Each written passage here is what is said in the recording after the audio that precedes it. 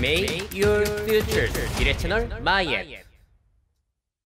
네, 안녕하세요. 미래캐스터 황준원입니다. 올해 CES에서 있었던 주요 내용들 정리해드리고 있는데요. 이번엔 두 번째 시간으로 올해 CES에서 공개된 디스플레이의 미래에 대해서 정리해봤어요. 자, 그렇다고 TV 제품들 보여드릴 건 아니고 각종 디스플레이가 어떻게 활약을 하게 될지 그 사례들 모아봤습니다. 자, 먼저 삼성 디스플레이에서 공개한 플렉스 하이브리드라는 재미난 제품이에요. 저렇게 접었다 폈다 할 수 있는 폴더블 뿐만이 아니라 슬라이드 쫙 늘릴 수 있는 슬라이더블까지 두 가지 기술이 결합이 된 OLED 제품입니다. 왼쪽으로 펼치면 10.5인치까지, 오른쪽 화면 쭉 당기면 최대 12.4인치까지 늘어난다는 거예요. 아무래도 휴대성이 그러면은 좋아질 수가 있겠죠. 꽤나 신기합니다. 자, 아래쪽 보시게 되면 두께는 저 정도 사이즈라고 하는데 충전 포트가 오히려 얇은 쪽에 들어가 있네요. 아무래도 슬라이드를 하려다 보니까 충전 포트를 그쪽에서 뺀 것 같아요. 자, 저 제품뿐만이 아니라 슬라이더블 플렉스 듀엣이라는 건데 양쪽으로 늘리는 거예요. 평소에는 14인치, 양쪽으로 늘리면 17.3인치까지 늘어난다고 합니다. 그리고 한쪽만 늘리는 플렉스 솔로. 자, 이런 것들까지 어떠세요? 이런 제품 나오면은 구매하고 싶으신가요? 굉장히 사고 싶어 하는 사람 계실 거고, 아니 뭐하러 굳이 접었다 폈다 이런 슬라이드로 늘렸다 줄였다에 굳이라는 의문을 아직까지 가지고 계신 분도 계실 거예요. 자, 그래도 실제로 나오면 얼마나 쓸모가 있을지 꼭 한번 써보고 싶은 호기심이 들고, 또 이런 태블릿뿐만이 아니라 각종 산업과 일상에서는 저런 기술이 어떻게 접목이 될지를 상상하게 해주는 그런 기술 같습니다. 자, 그리고 이 제품 재밌어요.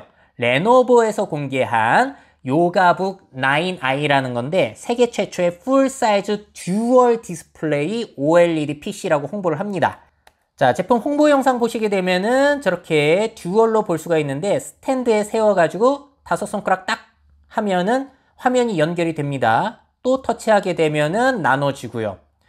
저렇게 위아래로 볼 수 있는 것뿐만이 아니라 세워가지고 양쪽으로 봐가지고 멀티태스킹을 할 수도 있다라고 홍보를 하고 있어요.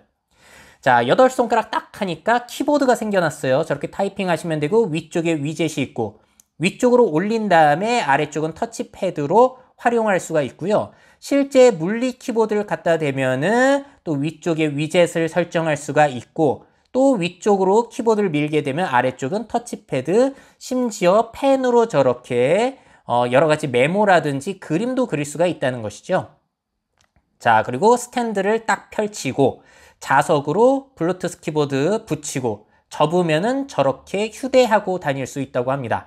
무슨 변신형 노트북 같은 느낌인데 재밌더라고요. 저런 제품 나오면 한번 써볼만 할까라는 생각도 들고, 두께는 16mm, 무게는 1.38kg이라고 합니다. 근데 그렇게 고성능은 아니더라고요. 인텔 13세대 코어 i7 프로세서이고 가격이 이게 266만 원 정도, 출시가 실제로 6월부터 된다고 합니다.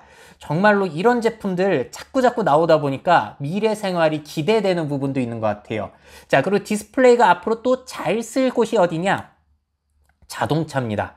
자, BMW의 컨셉카 iVision D라는 건데 일단 음성 인식이 돼가지고 D 불러가지고 대화가 되는 것뿐만이 아니라 사용자와 이렇게 교감을 어떻게 할 수 있냐면은 외부에 있는 E-잉크, 전자잉크 디스플레이로 여러 가지 디자인 변신뿐만이 아니라 앞쪽에 마치 눈 모양으로 저렇게 표정을 만들어서 사용자와 교감을 하는 듯한 인상도 줄 수 있다는 거예요. 재밌죠?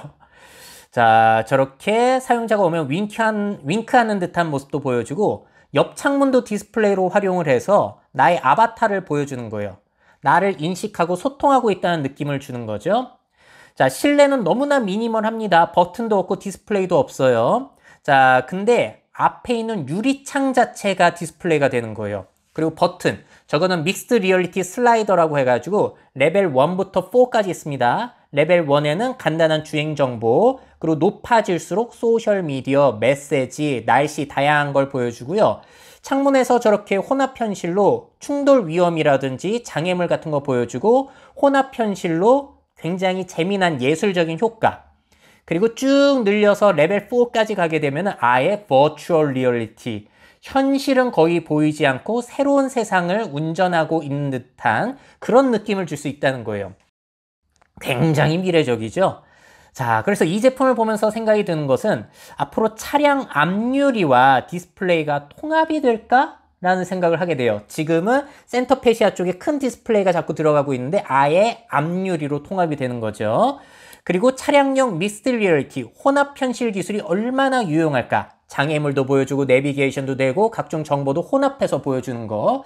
잘 되면은 좋을 수도 있는데 오히려 정신상만할 수도 있고 제대로 안 되면은 뭐 그건 쓸모없다라고 볼 수 있겠죠. 자, 그리고 앞으로 AI 음성 명령이 차량의 버튼들을 대체하게 되지 않을까. 그래서 진짜로 미니멀한 인테리어를 우리가 상상해 볼 수 있을 것이고, 보여준 것처럼 차량 외부 디스플레이, 그게 정말로 유용할까라는 생각도 하게 되는 것 같아요. 자, 저렇게 사용자와 뭔가 교감을 하고 있는 듯한 그런 느낌도 줄 수 있을 뿐만이 아니라 다른 차량의 메시지도 줄 수 있을 텐데 비용이 높아지는 거라 어떻게 될지 한번 지켜봐야 될 것 같고요.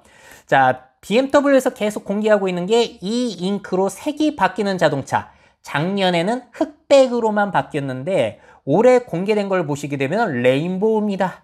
저렇게 다양한 색깔로 변신을 할 수가 있다고 하죠.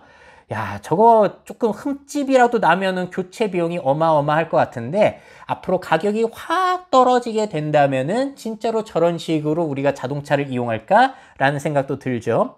저걸 보면서 어떤 제품이 생각났냐면 LG전자의 저 무드업이라는 냉장고가 또 떠오르더라고요. 사용자의 취향에 따라서 색깔이 바뀌고 음악 소리에 따라서도 바뀌는데, 그래서 미래의 가전제품은 사용자의 취향에 따라서 변신이 가능한 방향으로 자꾸 가는 걸까? 라는 생각이 들었습니다. 자, 또 소니의 전기자동차, 혼다와 함께 만든 전기자동차 아필라에도 디스플레이가 굉장히 중요한 역할을 하게 되더라고요. 외형 평범해 보이지만 앞쪽에 저렇게 디스플레이가 달려가지고 각종 정보를 표시해 주기도 하고 스파이더맨, 내가 원하는 이미지를 넣을 수도 있다는 거예요. 자, 그리고 저 차량은 내 외부에 총 45개의 카메라와 센서가 탑재돼서 자율주행까지 가능하다고 하는데, 그럼 운전시간이 줄어들다 보니까 차량의 디스플레이를 이용해가지고 게임을 한다든지 영화를 본다든지 그런 게 점점 중요해진다는 거죠. 소니가 잘할 수 있는 게 저런 엔터테인먼트이다 보니까 그만큼 또 디스플레이가 차량 안에서 중요해지고 있는 것 같습니다. 그래서 미래의 자동차 실내 디스플레이는 일단 키워드 하나, 거거익선. 클수록 좋을 것 같기는 해요. 근데 외부 디스플레이는 필수일지는 한번 봐야 될 것 같습니다. 자, 이렇게 디스플레이의 전천후 활약, CES에서도 확인해 볼 수가 있었는데요. 앞으로 이런 디스플레이들이 미래 사회에 어떻게 활용이 될지 우리의 상상력에 따라서 다양한 일들이 가능해지지 않을까 싶습니다. 미래사회 변화를 업데이트하고 싶으신 기업 및 기관, 그 밖에 미래 트렌드 교육이 필요하신 분들은 myf21 네이버닷컴 이메일로 연락주세요.